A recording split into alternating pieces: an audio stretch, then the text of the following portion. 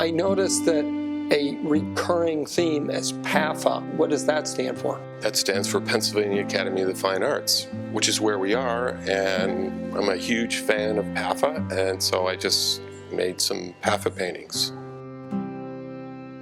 What makes PAFA different? The people that are here. Here, everyone is trying to do fine art.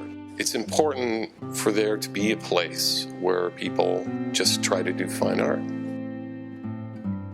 In the beginning, you learn how to do things in a traditional fashion, which trains you so that you can paint whatever it is your real idea is after you learn that. I really was taken by the freedom that the three students that you introduced me to share. That they seem limitless in what they will tackle. These people that I picked, they just happen to be the first people I met here that had studios. So they may just be a random... So they are a random sample. They were not curated for your consumption. But that speaks even more for the value of the Academy education. Thanks, Trip. Thank you.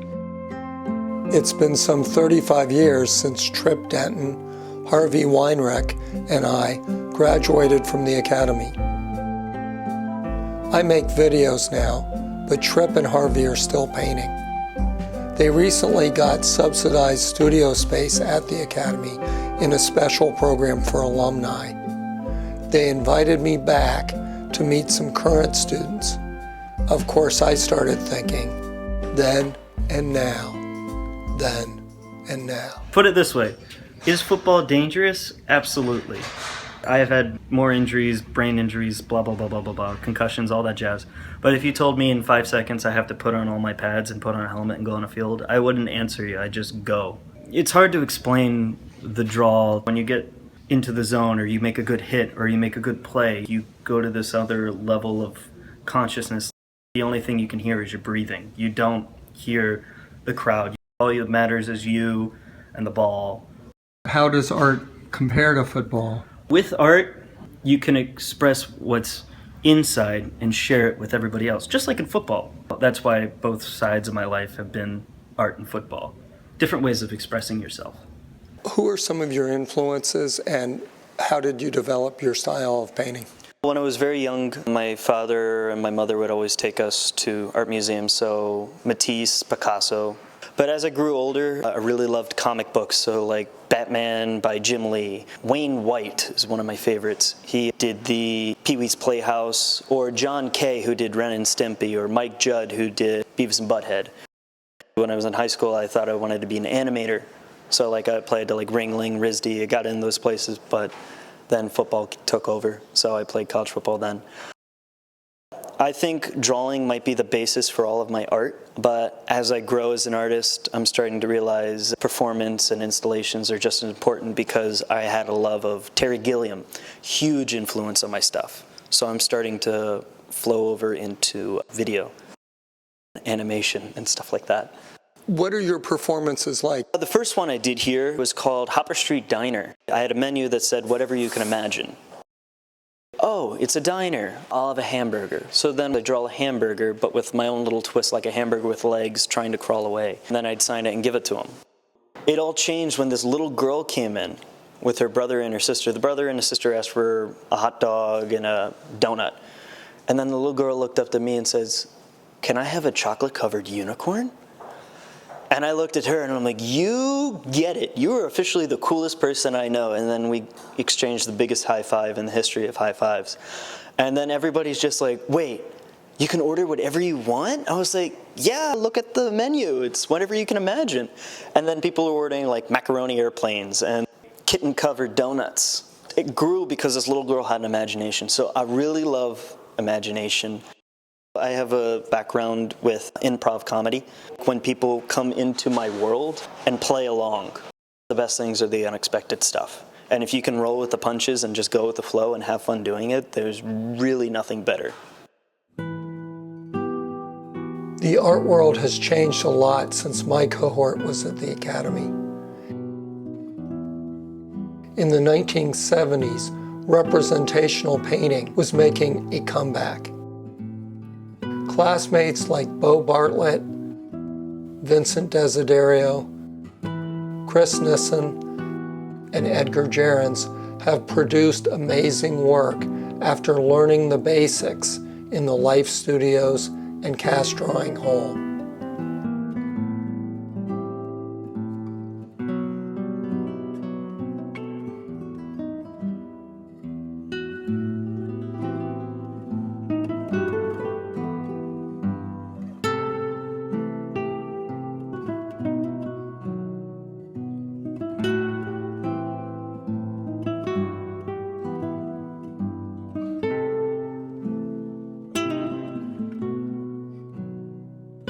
Heck, even I was pretty good at it, I must modestly add.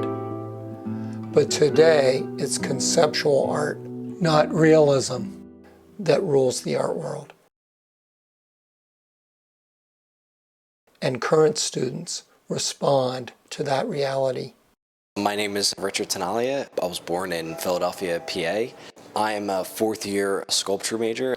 A lot of students these days seem to not restrict themselves to one medium. No, I definitely try not to subject myself to working in one medium. Richard is planning a satirical play about Vladimir Putin. This multimedia performance will take place during PAFA's annual student show next spring. There will be music and dancers harnessed to enormous sculpted heads. It came about when Vladimir Putin outlawed homosexuality. Most of the time I like to take what I see within the newspapers. I try to bring it back to the times of Basil Wolverton, an acclaimed cartoonist. Most of my biggest inspiration comes from the satire newspaper. I asked Richard about the materials he uses to create his sculptures. Fibered porcelain that I created myself, English-based porcelain that I reconstitute with paper fibers and added polymer so that it air dries in 3 hours. It has no need for an armature if you want to build up life size. Insulation foam board, it's more durable, more lightweight. It almost gives the sculptures a toy-like quality. A lot of the drawings are studies. Some of them are finished pieces. I do a lot of miniature drawings that I try to challenge myself with because I do not like to work small. He told me that many of these small drawings are set designs. Having been brought up Catholic, Richard told me that he couldn't help himself poking a little gentle fun at the Pope. I am very impressed, not only with Richard's imagination, but also his technical chops. And there's definitely a comical side to this guy. So I started off with a series called If Wise Guys Looked Like Their Nicknames. The initial character was Louis the Lip, a true Philadelphia mobster from the 80s who was assassinated. The only thing that they found of him was his head and a canary stuffed in his mouth. I asked about one of Richard's more provocative sculptures called If the queen is a king and the king is a queen, then who's the court jester? He said that Putin's anti-gay stance was instrumental in its creation, as well as Dean Spade's essay called Mutilating Gender. People who are transgender, even in the year 2000, had to go in front of the medical establishment and declare themselves as having a mental illness in order to obtain the SRS surgery. What I wanted to do was give a big FU to the medical establishment. Well, I'd like to give Richard a big thank you for his imagination, craftsmanship, and social conscience. We had some pretty awesome teachers back in the late 1970s, and some are still there or just recently retired. The figurative tradition was carried forth especially by Ben Kamahira, Sidney Goodman, Liz Osborne, and the highly influential Arthur DaCosta. Arthur was truly old school, but a very nice guy. If your work lacked the atmospheric reality he championed, he'd smile and say consolingly, That's nice, John. Very pretty. It's decorative and Byzantine. Say that again. Arthur DaCosta came up with the name Urge to Kill. You're kidding me. No. What was the context? We were walking around the school. We met him in the hall, and we're trying to think of a name for the band. And he's like, well, why don't you call it like the Urge to Kill or something? Never knew that. Back then, punk rock was big. So a group of my friends started what might be the worst band of all time. Harvey played guitar and was eventually kicked out for being too musical. Jock Anderson played the drums. Nancy Carl beat hell out of the bass. I'm not sure what Tripp did.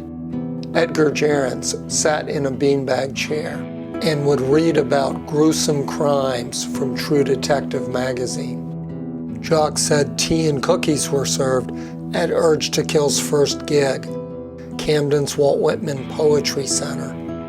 The three audience members were utterly appalled. Harvey and Jock began laughing so hard they had to leave, and the show ended.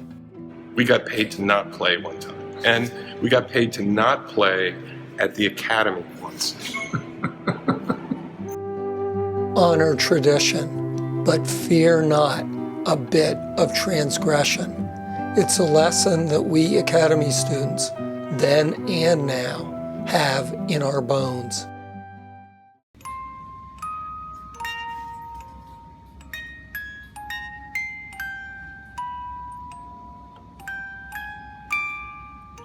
It's a woman breastfeeding an octopus. They only reproduce once in their lives, and I wanted to do something about the sacrificial mother. And of course, octopi have beaks, so just imagine how painful that might be. I came here as an MFA in 2014. I primarily wanted to study printmaking, and PAFA has an amazing print shop, and so I started there and I learned new techniques. And I didn't expect to find myself as an artist because I was mostly focused on technique, but I found that I really got influenced by the things critics were saying and that I do have my own voice, and it was really refreshing to be an MFA2 and have a show in the coming spring and know that I'm going to have something that's really unique. It's exciting. Sculptures and prints that deal with the figure and flesh and touch and intimacy. And also I wanted to deal with crises such as being overweight and being old. I really started sculpture when I wanted to investigate obesity, how people react emotionally to being obese. I just started making clay sculptures, but I haven't found an end game to it. I'm still working on molding and how I'm going to finish these pieces, because now they're clay and that's so temporary.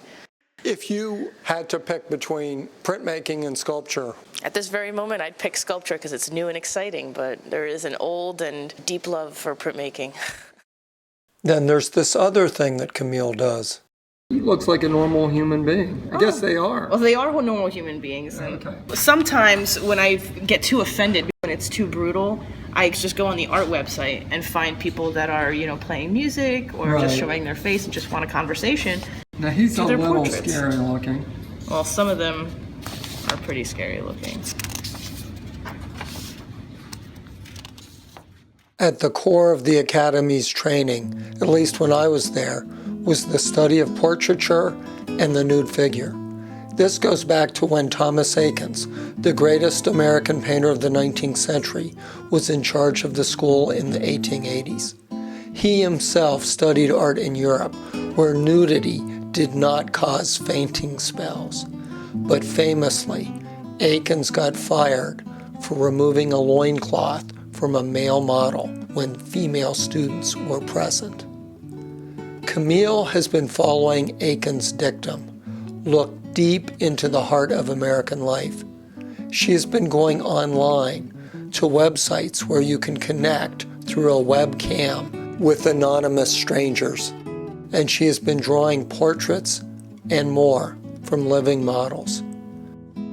I like to gather the pain of everybody else and make it in my art and then take credit for it. And not suffer at all yourself. Oh, I suffer. All artists suffer, right? No. I actually have a great time. lest you think that Camille has exceeded some limit of propriety by depicting the intimacy of self-love. Art and sexuality are no strangers. Ben Kamahira understood this well, as did the master himself. Gallery 128 is the basement of the museum at PAFA, and it's a good space that they provide for students to exhibit their work while they're in the school. And they can put it up for sale, and it's a juried exhibition most of the time, so it's chosen work, and it usually has themes, like this one has been there, done that, so. Been there, done that. Yes, well, these young students still have a lifetime of making art ahead of them, and time enough to contemplate what this decision to become an artist really means. Harvey, what size are the paintings that you're working on these days? Mostly 4 by 6 inches. I call the whole series 4 by 6 inches of art. It's a beautiful wall. Do you intend them to be exhibited together, hopefully? No, I intend to try and trade one for a pitcher of beer when I go out to a bar, or SEPTA pass, or I just try to get by and have these little pieces of artwork. The amazing thing is that this entire wall, or a whole show, I can fit in a couple shoe boxes and carry around with me. That's something new for me, because I used to paint on big boards, and that was a real hassle. So, like Tripp and Harvey, I love the Academy. And though our parents were right, the vast majority of us won't make a living from art. That's not the point. The Academy welcomed us into the community of artists and set us upon a creative life. Being part of that community and living this life has been the greatest blessing to me. I have had the joy of making movies about many Academy alumni since 2007. So you students, please follow your imaginations and hone your craft. There are a lot more PAFA movies I hope to get to make.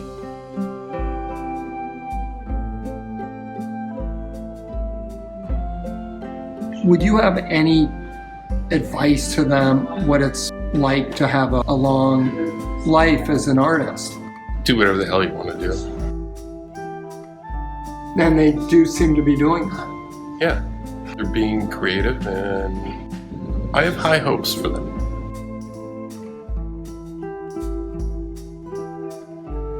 What am I doing here? You are recording and archiving behind the scenes at PAFA. Now, what it's really like here.